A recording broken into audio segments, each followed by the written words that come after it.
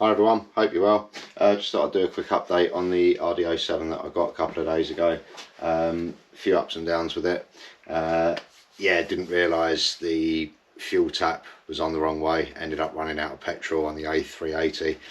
Luckily I ran out of fuel at the brow of a hill level with an entry slip road, so luckily there was nothing joining. I was able to just come across onto the slip road, and it was bang opposite a fuel garage, so I just managed to walk back up the slip road over the flyover and get fuel, buy a can, strap it on the back of the bike.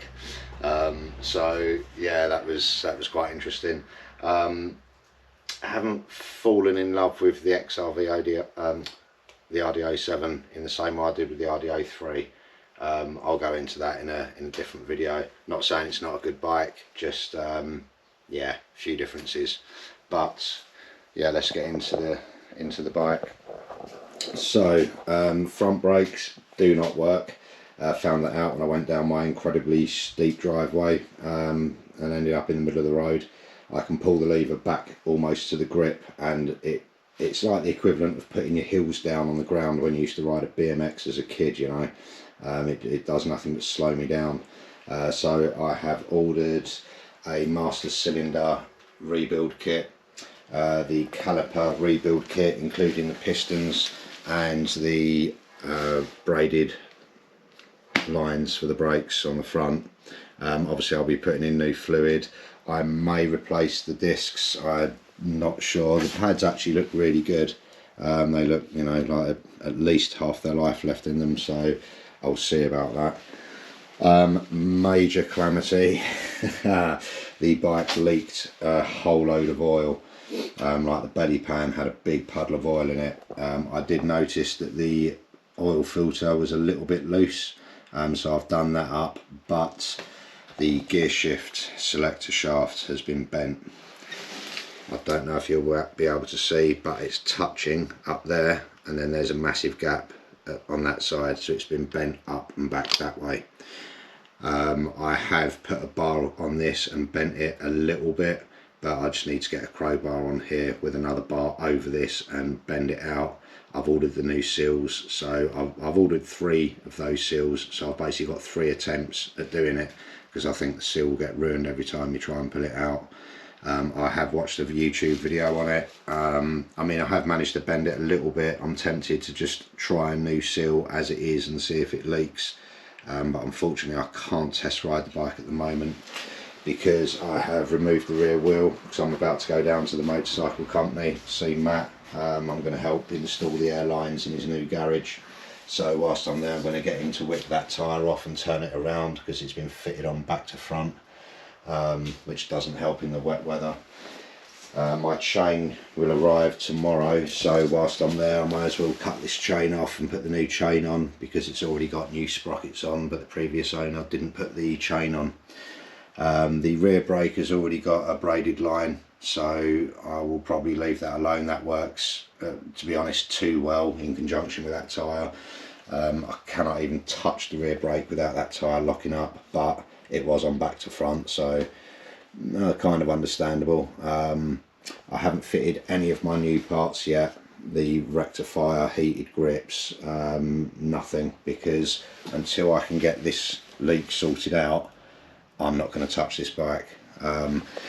If this breaks, I doubt this will snap, but if this snaps when we bend it, then game over. The bike is probably going to be taken apart and scrapped, like sold as parts. But I like to think I would have it in me to take the engine apart and try and sort that out, but we'll see when, you know, we'll cross that bridge when it comes to it. But I spoke to the previous owner, he has no knowledge of it. It could have happened in transit, because I did notice when it came out of the courier's van, this mirror attached to the lever obviously had been pushed right down forward. So I'm wondering if this has either fallen over in the van, or that has gone into the, I don't know, maybe the wheel arch of the van or something. I mean, this could have happened years ago, it could have been recent, I don't know. There's absolutely no point in me getting angry or wondering about how it happened. It's completely irrelevant. Fact is, it's happened, it's like that now, and I've got to get it sorted. I'm pretty confident I'll get it done, so there's that to deal with. Yeah, really quite disappointed that they didn't put a fuel light on this, but I'll go into that in a different video, because I'm going to do a little comparison between the RD07 and the RD03. What else is there to do?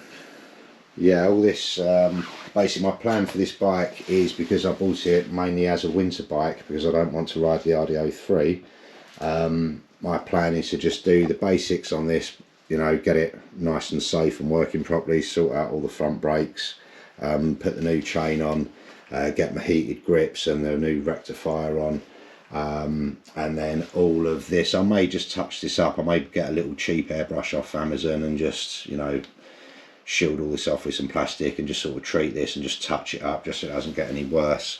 But I will be doing most of the sort of framework over the summertime, because in the summertime I'll be able to ride the RD03, and I always want to have a bike to be able to ride, so I have to kind of do one at a time. Again, that on the front, on the frame, or the down frame, I'll just treat this. I'll give it a rub down with a wire brush, give it a little treatment, and just paint it up just as a temporary, like I say, just to protect it. I mean, it looks really bad, but it isn't. It's just surface rust. But I do like this design. I wish the RD03 had had that, where you can undo this bottom bar on the frame so the engine can just drop out. That would have been so much more convenient on the RD03. Well, the coolant is a little bit low. I did notice the bike got hot fairly quick. Runs really cold, but as soon as you pull up some, it does get warm quite quick. So I'm going to flush the coolant out and put some new Motul coolant in. I gave the screen a little polish up with the Plastic X by Maguire's. I think that's the original screen, judging by the Honda writing on it. I'm not sure. I did take the trim off, the surround off, just whilst I polished it. I've just got to pop that back on.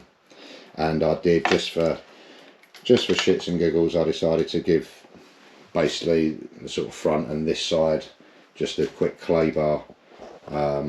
I haven't polished it, I haven't, you know, compounded it or tried to get any scratches out or anything yet, but it does, you won't be able to tell, but it does feel really smooth now compared to the other side. So it's got all the impurities off straight away, just needs a little polish up. I like also the fact that you've got the key release to pop the seat up, and that you've got this storage compartment underneath, which I've now put my fuel siphon kit into. A little bit late, but still.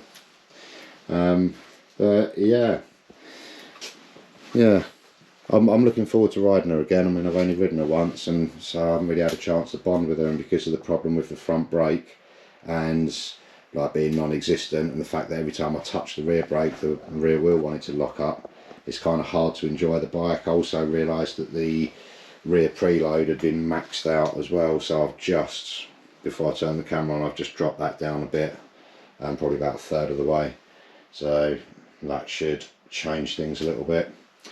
So that is pretty much it for now.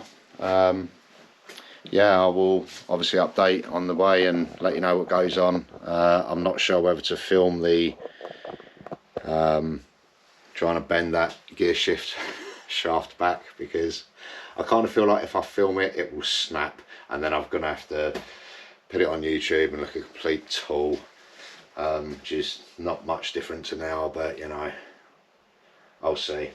But yeah, I'll just be doing updates and little bits along the way and let you know how I'm getting on.